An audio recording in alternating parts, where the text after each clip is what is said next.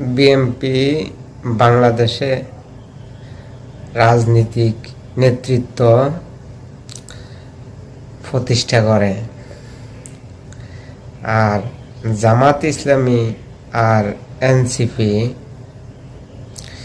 এই দুইটা দল যে বিএনপি রাজনীতিক ব্যক্তিদেরকে প্রতিষ্ঠা করছে এবং দলের নিয়ম শৃঙ্খলা না মানার কারণে বহিষ্কার করে দিয়েছে, ওই সমস্ত ডেট ওভার মালগুলো নিয়ে এনসিপি তাদের দলে অন্তর্ভুক্ত করতে আছে। যাদের পরিচয় ছিল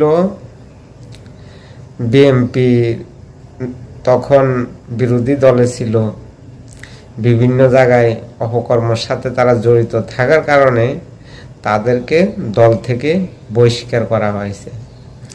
এই মানুষগুলোই এনসিপি তাদের দলের অন্তর্ভুক্ত করছে। এই লোকগুলো দিয়ে এনসিপি যে বাংলাদেশের জনগণের কি উন্নয়ন করবে, এটা অন্ততপক্ষে বাংলাদেশের জনগণের ধারণা হয়ে গেছে। এনসিপি নামে যে দলটা আছে, এই দলটা হলো যে ফেসবুক ইউটিউব ভিত্তি দল।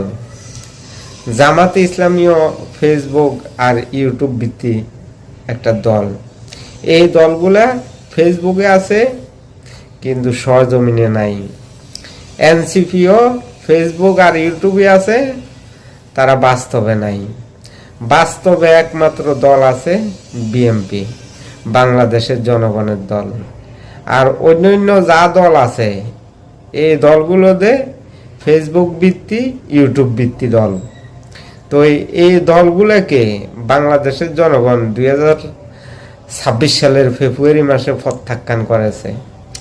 এখন ডেট ওভার মাল নিয়ে এই দলগুলা আবার নতুন করে তাদের দল ভারী করতে আছে।